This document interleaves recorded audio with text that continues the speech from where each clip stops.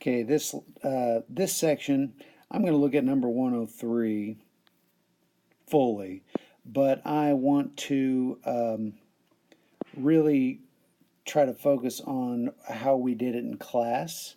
Okay, and what I want to do is I'm going to take and just kind of show you how we could take this form and break it up to get our degree and leading coefficient. So I'm just going to give an example, a couple examples.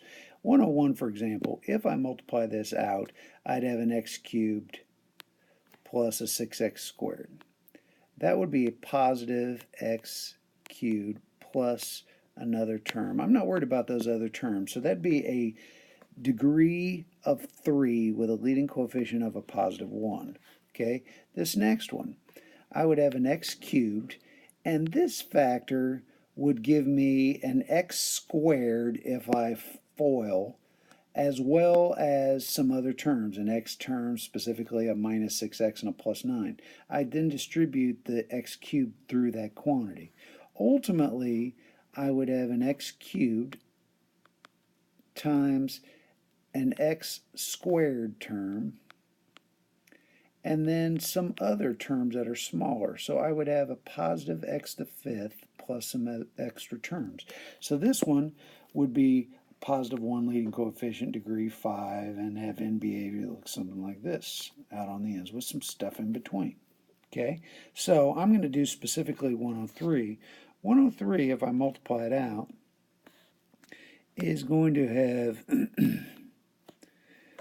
a negative 1/2, a t squared term plus some other terms, a t squared term plus some other terms. So my first term is going to be a negative 1/2 t to the fourth. I'm also going to have a t cubed term, a t squared term, a t term, and a constant. But this tells me that the degree is 4.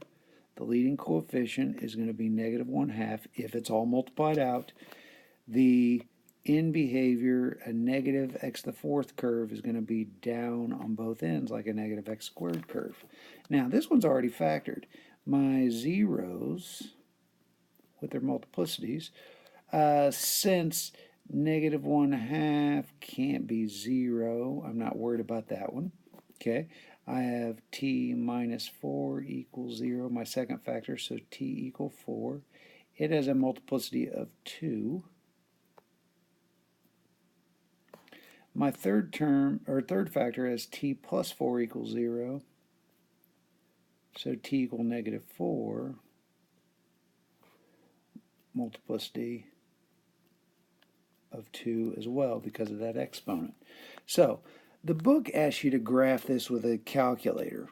Okay, specifically use a graphing utility to graph the function, identify symmetry, etc. Okay, so I'm going to kind of emphasize at this point the basic sketch. Then I'll talk about symmetry. Determine the number of x-intercepts. Really, we just did that. We determined there were 2 x-intercepts. They both happen to be multiplicity 2, but they're just 2 x-intercepts. Okay, so I'm going to see if I can minimize my size here, and I'm going to start sketching. Okay, so I have 1, 2, 3, 4, 1, 2, 3, 4, negative 4. We have end behavior because it's down on both ends is because of the x to the fourth and it being negative. And they're both multiplicity 2, so this is going to come in from the bottom, it's going to bounce. Okay, it's going to come down a certain amount and it's going to come back up and bounce. Now I can actually tell you what this amount is, because if I multiplied all that out, I'd end up having a, going back up, I'd have a negative 4 squared times, which is 16, a positive 4 squared, which is 16, times a negative 1/2. 16 times 16 is 256. 256 times a negative 1/2 is negative, 128. So this is actually a y-intercept of negative 128 if I really wanted to. Okay, I said we're not worried about how far it goes down. It looks like it has symmetry with respect to the y-axis. Okay, so let's go back and do a little bit of review here. I had g of t equals negative 1/2 t minus 4, the quantity squared, t plus 4, the quantity squared. And if I did g of negative t to test for symmetry, even and odd functions, I could actually fill in negative t minus 4, the quantity squared, negative t plus 4, the quantity squared. Now this one is definitely more involved, okay?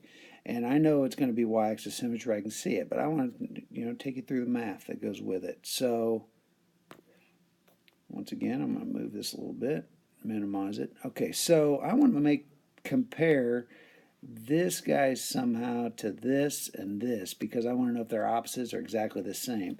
So I see a positive t. So what I'm going to do first, this negative 1/2 is not going to have any impact because it's already there. Okay, I'm going to take this quantity, this first quantity, and I'm going to factor out a negative, so it's t plus 4, because I want it to look very similar to what's up above, so it needs to be a positive t. Similar in that second quantity, I'm going to factor out that negative out of those two terms and make that t minus 4, the quantity squared. Now, we're getting closer. Well, at least I see t plus 4 and t minus 4. All right, so if I square, I can actually take that square and carry it through each quantity. So I have a negative times negative, which is a positive, t plus 4, the quantity squared. And similarly, I can carry that square through these two quantities and make that times, and that's times, remember, a positive t minus 4, the quantity squared. So I see a positive times a positive, which is a positive. I see the negative 1/2. I see t plus 4, the quantity squared, t minus 4, the quantity squared, which is exactly the same as that. And remember, if g of x and g of negative x are equal to each other, that means it is even with y-axis symmetry, which coordinates with our graph. Now, this is review. This one is pushing you definitely on the algebra. But if you're going to that calculus level, this is the kind of thing that you need to be practicing with. Okay. I hope you have a great weekend. Give you a few examples of some of the harder ones. Should give you some models to use for your assignment. Thank you.